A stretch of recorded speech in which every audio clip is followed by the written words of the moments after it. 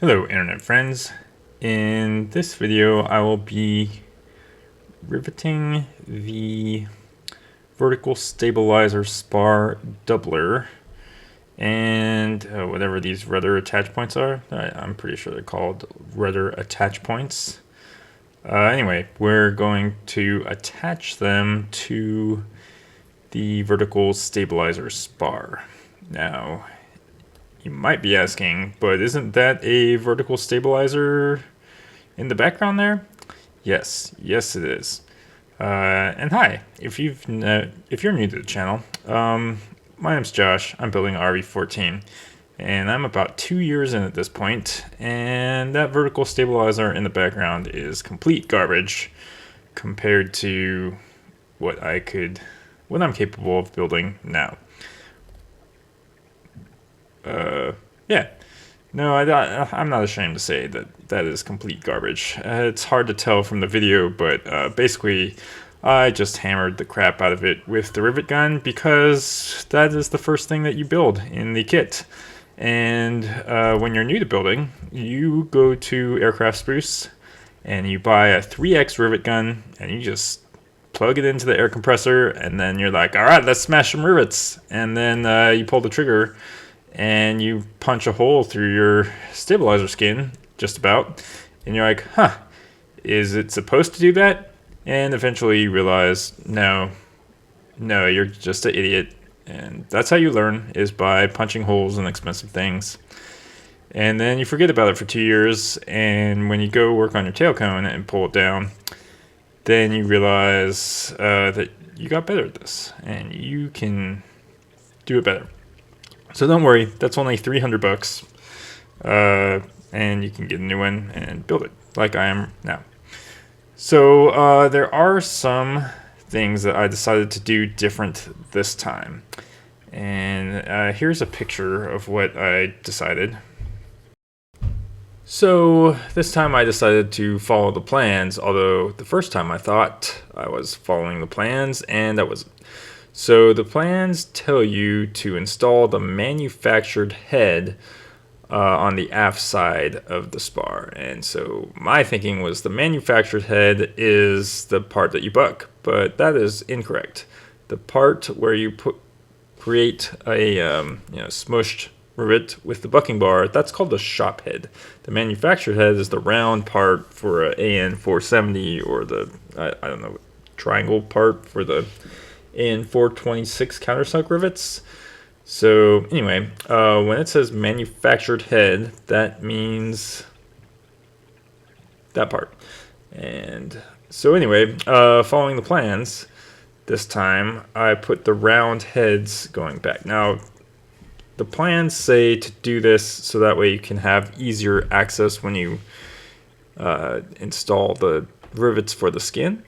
But there's one added benefit of putting the manufactured heads on the aft, and that's that if you ever need to drill out these rivets, let's say you've all seen a rudder that says do not push, and let's say you pushed and you ripped off the rudder attach point, right? And you need to attach a new one, but you can't, because how are you going to drill out the rivets? Very carefully, right? Like, it's a lot easier to drill them out if you're drilling out the manufactured head than if you're drilling out the shop head, which you would have to, I don't know, cut with some pliers or something. I don't know. Somehow you'd have to drill it out, which it's just a lot easier if you do it correctly the first time. Okay, and another difference is that, I have a 2X rivet gun now, and I have dialed it all the way down to the lowest setting on the regulator that I have attached to it.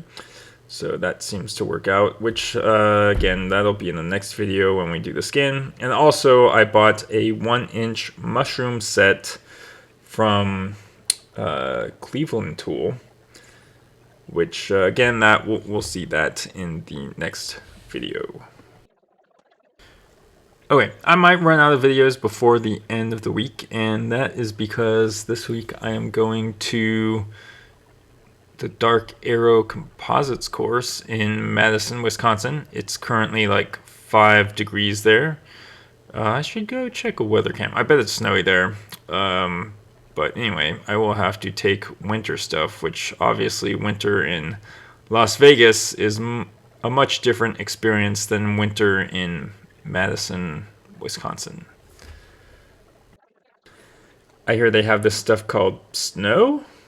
I'm not exactly sure what it is. I've heard that it's white and cold, so that might be interesting to experience.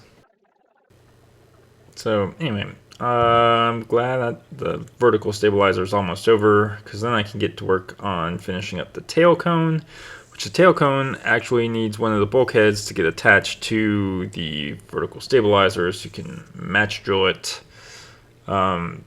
which is why I'm finishing this now.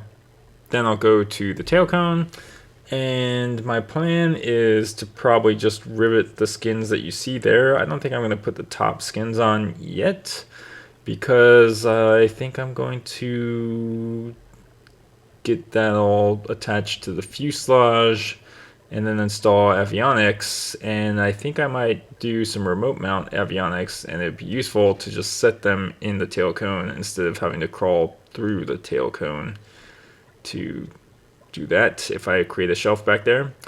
So anyway, that's, and actually, I should probably put the skins on before I attach it to the fuselage, because then that would be hard to crawl through there. So sorry, just thinking out loud and realizing I'm dumb.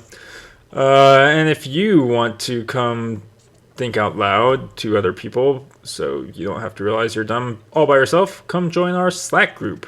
The link is in the description. We'll see you there, and see you in the next video.